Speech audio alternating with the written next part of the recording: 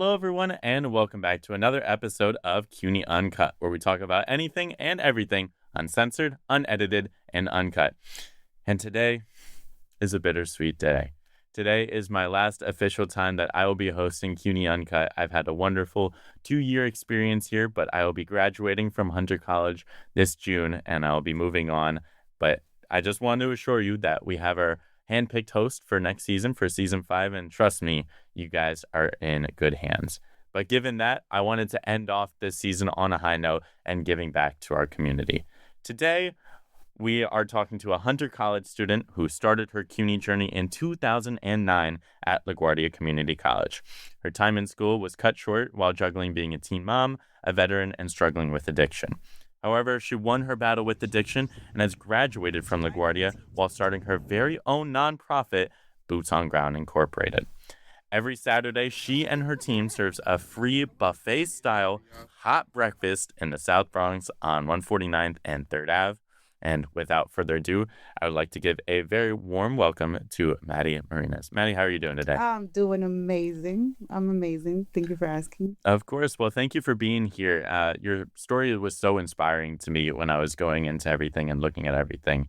And I wanted to start off with, growing up in the Bronx and, how you started your journey to where you're at now. Well, I'm an 80s baby, so born and raised in the Bronx. I grew up when the Bronx was burning. Fast forward, I gave my mom a lot of headaches and all that, and I became a teen mom at 18. I wanted to go to college, but that was not in the cards at the time. Although I was trying to juggle going to school. I was also homeless at the time and trying to work 2 or 3 jobs, so it made it like nearly impossible. Fast forward, went into the military, did 1 tour in Afghanistan, came back, and then addiction is where it really got really bad. Yeah. And here I am. Well, listen, you've made it through and you've been doing such amazing work. Just to give a little bit of context for everybody, Boots on Ground, you've been serving a free, hot, buffet-style meal every single Saturday since the beginning of last summer and doing it all the time. And how many people would you say that you've been serving each time that you've been going out each Saturday? We serve anywhere from 250 to 300 to 400 people every Saturday, depending on the amount of food that we have. But yeah, we serve a lot of people. Wow. And I assume that you've been keeping track of like all your numbers. What was the most that you've ever had? The most I've had for a Saturday was 321. But for Thanksgiving, we did 625 plates. Oh my God. Yes. 620, double. Yes. Completely double. Wow. Completely double. Yeah. That's amazing. So you must have had a little bit of help, alongside you. Tell me a little bit about your team. Oh, my team is amazing.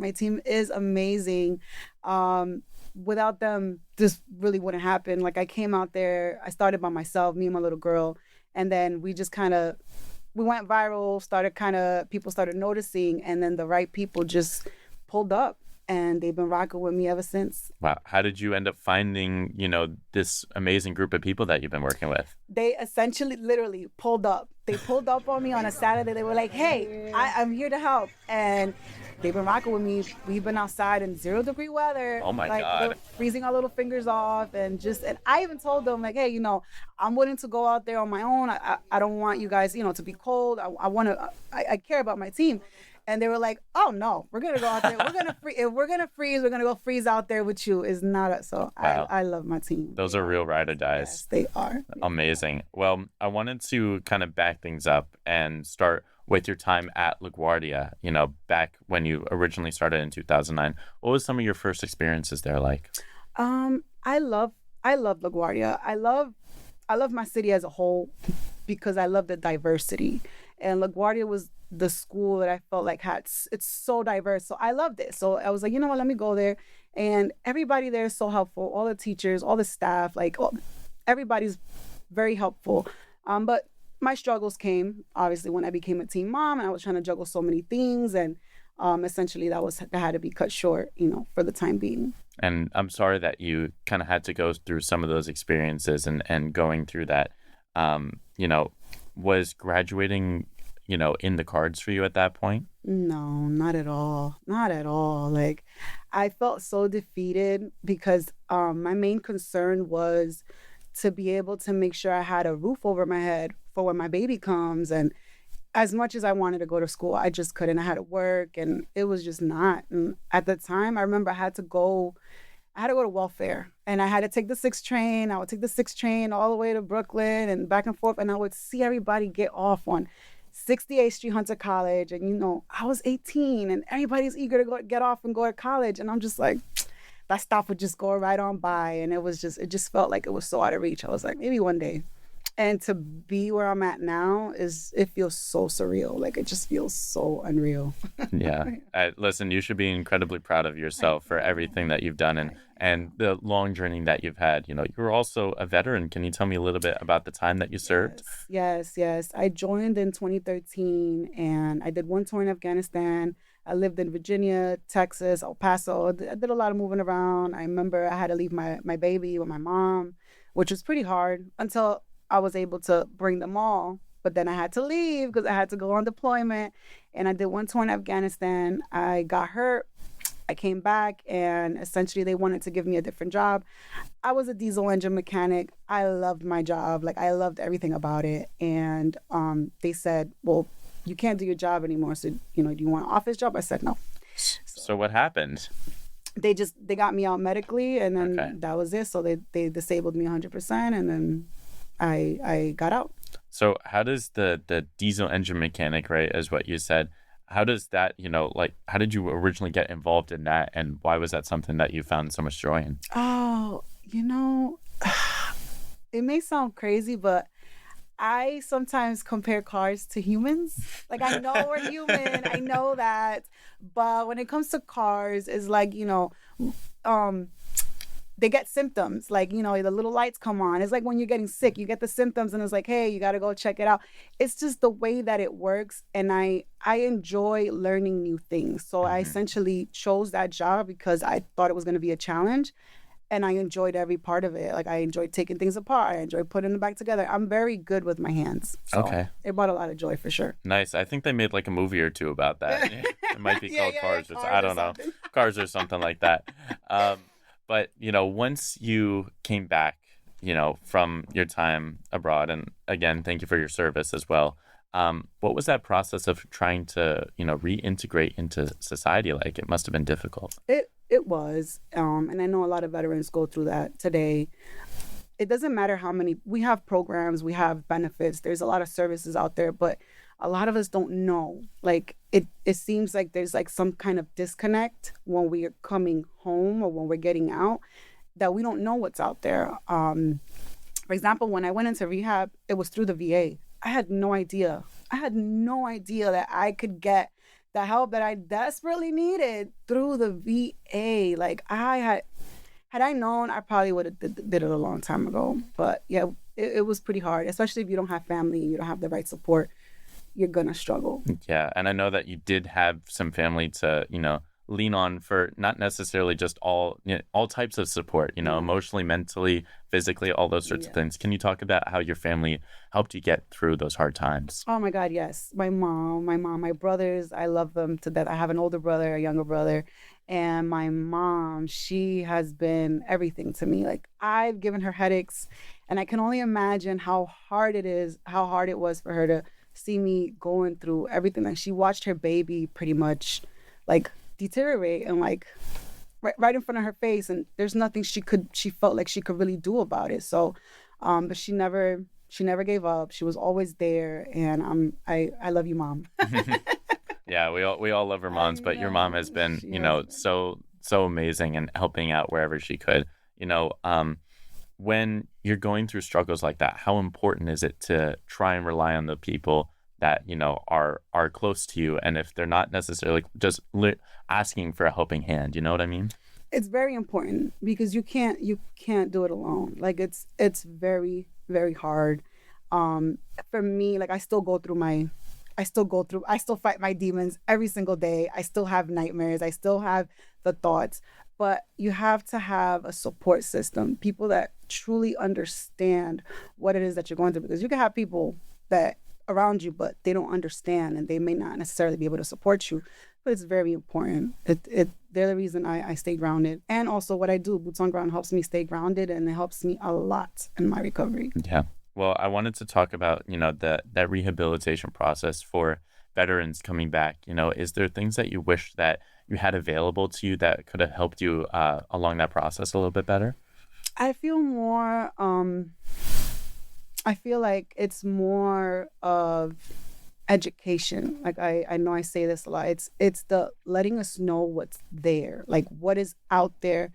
I mean, I don't know if maybe there's support groups, but I just feel like there needs to be some kind of a way that they can communicate more. Like I said, there's a lot of veterans out here and they don't know they don't know anything that's going on. They don't know what we have available. So that's really all I could say. Yeah. And, a lot of those things, of course, go to higher ups and things like that. That's not necessarily in our control. But, on the ground level, I think it's so important to just tell people about what's available. Like I'm sure that now, being where you're at, you'll be able to help other people along the way and suggest things. Absolutely. I already do. Like anytime I come in contact with a veteran, hey, did you know, are you, like I already, just to make sure. And if you don't know, hey, if you go here, if you contact here, and I try to get them connected because I know what that's like. Yeah. We got to take care of each other. Yeah, absolutely. At the end of the day. Absolutely. We all we got. So. Yeah, literally. But your process of coming back from rehab, it's such an amazing story. And I wanted to ask, as soon as you came back, I know that you started going back to school. Why was education so important for you when you were coming out of rehab? Because, well, one, I wanted to finish what I started because I wanted to go to school. I wanted to get an education. I wanted to do more. And, but the most important thing is that if I came home and I didn't have anything to look forward to, not to say that my kids aren't anything to look forward to, but something more, you get bored and you have idle time. And I feel like when that idle time, when you sit in idle time, your brain gets to going and the thoughts come in. And so for me, it was very important to get into school because of something productive. So I was in rehab scheduling Zoom calls and, hey, I want to get my schedule ready. So that as soon as I got out, I literally jumped in right into the semester. Wow. I was not playing. I was not playing. Listen, education comes first. And, absolutely. CUNY is a great place to start. It's affordable. You'll be among people within the city as well. Yes. And, people are here to help. And throughout all of that, they helped you with graduating. Yes. So congratulations on graduating. What was that process like? How do you feel? Oh my God, it still feels unreal. Like I got my diploma in the mail last week. Wow. And it took me a minute to like open it. And I was just like staring at it. And then when I opened it, I started crying because it's like, oh my God, like I started this 2009 and it's like happening. And then not only that, I'm a Hunter College student, the same college that I've always wanted to go to, that I used to see pass on the train. I'm like, oh man, that's never gonna happen. For it to be happening now, it's an amazing feeling. Like it truly is. I'm just so grateful. Yeah. And congratulations again. It's such an amazing achievement. Thank you. To be able to finish what you started, it must feel so amazing, and you should be so proud. But I wanted to, ask about, having those positive things to go back to. Why was education the thing that you decided on? Because I wanted to do more. Like I spent 14 years, in a really negative, dark place. The best way I could describe that is like living hell on earth. That's really what I was going through. And I wanted to do more. Once I realized that I beat addiction, I was like, I beat it? I realized there's nothing that I can't do. There's nothing I can't do. And I mean that. Like, there is nothing I can't do. So for me, education was super important. Plus, also, my kids, they see mom going to school and doing all the things. They see a different version of their mom than what they were used to seeing. So what would you say pushed you kind of over the hump and helped you really get over that 14-year period? I would say part of it was my kids. Two of the things that kept me from getting help, because I've tried to get off the drugs on my own. I was never successful. but I was scared of my kids being taken away. And while I understand, yes, there's Maddie reporters. I understand, hey, it's not the most ideal situation, but I feel like if my kids were to be taken away, I wouldn't be here right now, because addiction works in a way where it'll just give you, it'll give you an excuse to be like, well, they're better off. And then you just kind of dig yourself in a deeper hole, and you just, yeah. The second was my social worker at the time. She was a social worker from the VA, and she never stopped looking for me. If you're watching this, you are amazing. I love you so much. I'm not going to say any names, but I love her to death because she never stopped looking for me. And that day when I went into rehab, it's like, she was already like, Miss Marinez, I got you. You know, can the kids go with mom? Yes. Can she come get them now? Yes. So it was like my fear, it didn't happen. So once that was taken care of, I was like, okay, I can go, I can get better. I can do this. So that's really what it was. And you did it. I did. And you should be so proud of that. Yeah. And, you know, you didn't just stop there, which I think is what's phenomenal with you. Yes, you beat it, but then you've done more with Boots on Ground Inc. Tell me about your nonprofit. Oh my God, I love it. I love everything about it. I know we're in the building stages, you know, baby steps, of course. But it's my baby. It's my everything. And I know what it's like to be out there on 149 and 3rd Avenue in the Bronx. I know what it's like to be hungry. I know what it's like to not have support, to be at the lowest parts. So Boots on Ground is essentially a way that I show love to the community. It's a moment for the community to come together. And it's for everybody. Like, I know where I do it, it's called The Hub. But it's for lottie-dottie, everybody. Everybody can come and get a plate. Everybody eats. If you come with your dog gets a plate. Everybody gets a plate. So. That's wonderful. That's so wonderful. When did this start and how?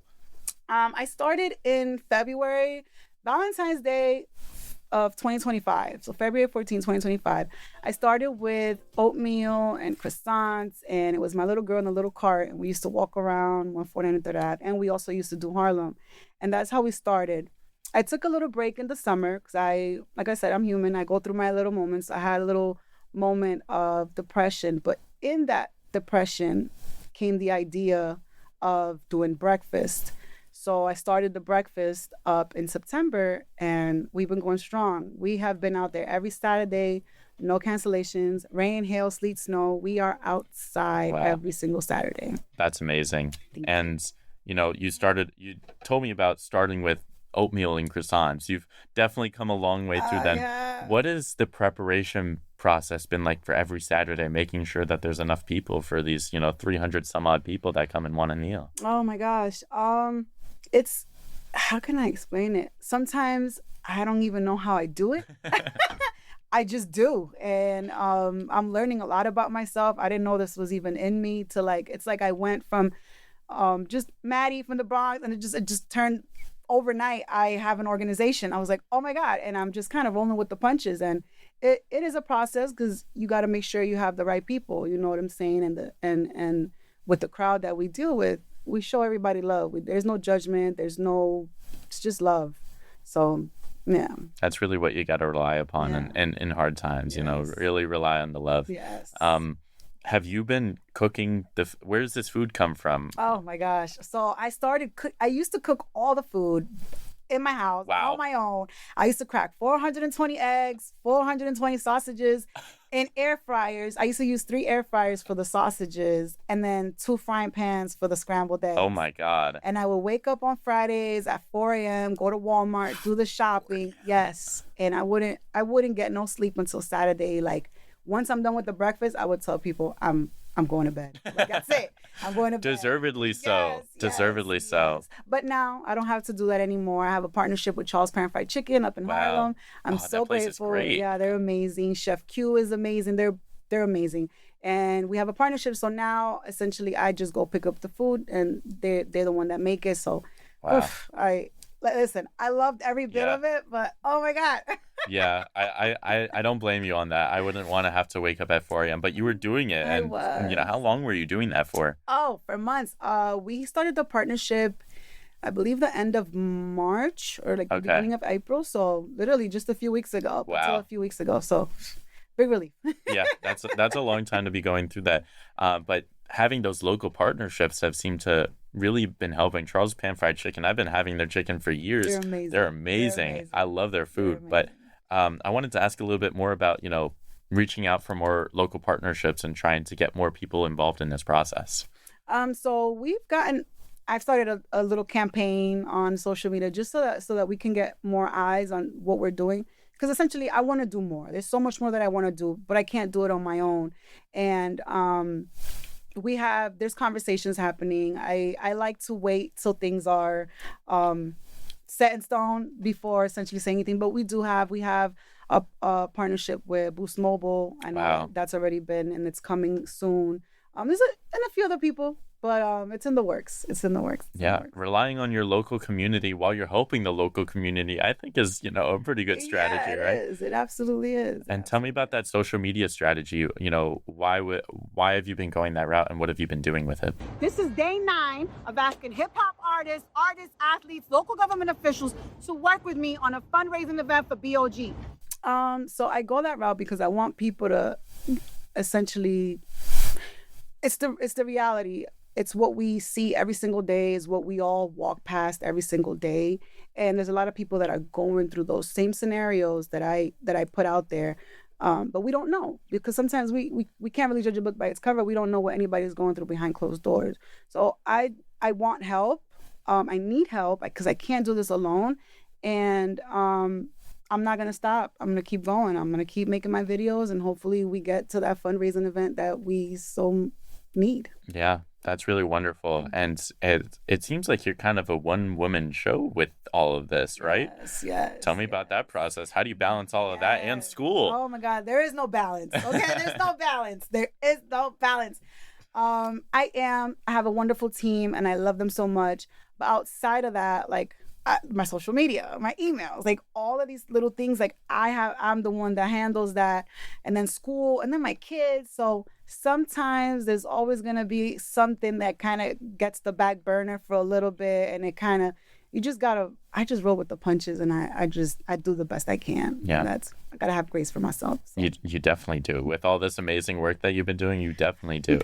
Are you looking for some help? Are you looking for assistance with any part of this process? Yes.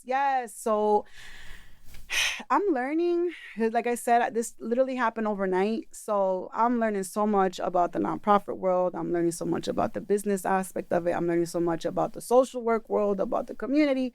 And essentially, yes, I need help. So little by little, I know that's going to come. I don't stress. I just know it's going to come. Yeah.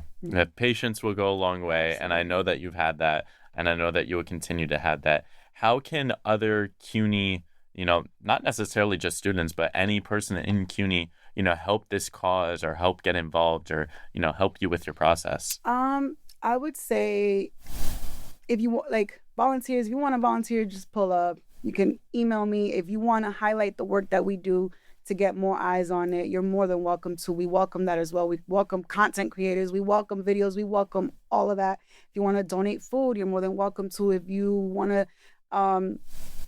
introductions with other people or meetings with other people, anything that can really highlight the work that we're doing so the word spreads, we welcome all of it. So amazing. Well, I'm glad that people are, going to be able to help you further down the line as well. The more people and the more eyes on this, the more people will be able to feed and, help out, across New York City. Absolutely. And then I wanted to ask a little bit about kind of what's next for Boots on Ground. What I know you have plans. I know you have plans. Of course I do. Of course I do. But it's like I say, I need help, right? So essentially, my vision from the very beginning was to go to different boroughs with the breakfast. But then I kind of had to be like, hold on a minute, because it's a lot, right? It's a lot, and it's just me. And then a lot of it was coming out of my pocket, which I'm okay with. And we do get donations, and it helps a lot. So I was like, all right, let me just take it one step at a time.